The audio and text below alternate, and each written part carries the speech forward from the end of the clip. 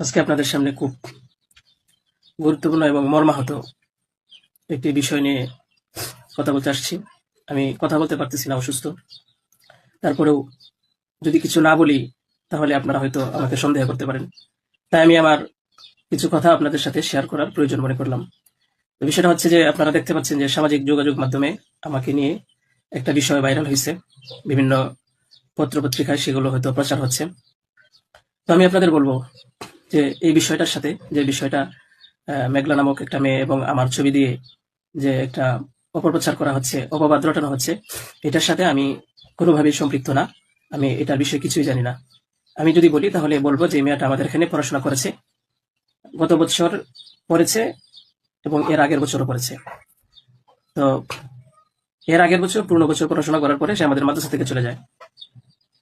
তো পরবর্তী বছর যখন মাদ্রাসা শুরু হলো তখন আমরা খোঁজ নিয়ে জানতে পারলাম যে কে কে আসে নাই। তো যারা যারা আসছে না তাদের মধ্যে সেও একজন ছিল, যে সে এখান থেকে চলে গেছে অন্য কোথাও। তো খবর নিয়ে জানতে পারলাম সে ঢাকা চলে গেছে, তার বাবা মার সাথে থাকে। বাবা মা সৎ বাবা, এবং মা অন্য কোথাও আগে বিয়ে বসছিল। তো বর্তমান যে বাবা আছে মেঘলা, তার মেয়ে না, বরং আগের বাবার মেয়ে সে। তো সে যখন ঢাকায় চলে গেল আমরা শুনলাম, তখন আমরা কিছু বলি নাই, ঠিক আছে, ঢাকায় তো পড়াশোনা বেশি হয়, তাহলে পড়ুক। আমরা আমাদের ক্লাস শুরু করে দিলাম। কিছুদিন যাওয়ার পরে দেখলাম আবার এই মেয়েটা আমাদের মাদ্রাসায় আসছে। তো আসার পরে জিজ্ঞাসা করা হলো যে কেন, কি অবস্থা, কোথা থেকে আসছো? সে বললো যে ঢাকায় চলে গেছিলাম, এখন নানা ভাই জোর করে নিয়ে আসছে আমারে। আমি আসতে চাইছিলাম না, আমাকে জোর করে নিয়ে আসছে নানা ভাই। দেশবাসী, আমি আপনাদের সাথে শুধু এই কথাটাই বলতে চাই যে যে মেয়েটা এখানে আসতে চাইছিল না, চাচ্ছিল না, তাকে কেন জোর করে আনা হলো? তাকে জোর করে আনার পিছনে কি কারণ ছিল বা তার কি স্বার্থ ছিল? পরবর্তীতে আমরা এটাও জানতে পারি যে এই মেয়েটা তার এই নানার সাথে রাতের বেলা ঘুমায়। সে নিজেই বলছে।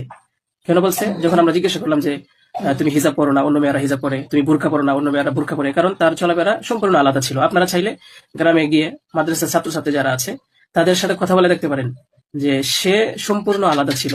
তার কোনো কিছুই আমাদের কমনের ভিতরে ছিল না, আমরা তাকে কন্ট্রোল করতে পারতেছিলাম না। তো সে এইভাবে কিছুদিন থাকার পরে আমরা ভাবলাম যে হয়তো তাকে আমরা রাখতে পারবো না, কারণ আমরা তাকে কন্ট্রোল করতে পারছি না। হয়তো মেয়েটা অন্য কোথাও গিয়ে যদি কন্ট্রোলে থাকতে পারে, পড়াশোনা করে, তাহলে এটা তার জন্য ভালো। তাই আমরা তার গার্জেনের কাছে বললাম, তার মাকে আমরা বুঝাই বললাম।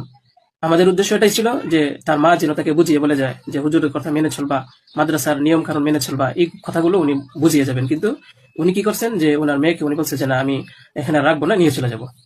তো আমাদের এখান থেকে প্রায় 5-6 মাস আগে আমাদের মাদ্রাসা থেকে নিয়ে চলে গেছে। হয়তো পরবর্তীতে খবর নিয়ে জানতে পারলাম সিলেটে যেখানে উনি থাকেন সেখানে নিয়ে গেছে। তো নিয়ে যাওয়ার পরে এখন কিছুদিন আগে আবার আসছে।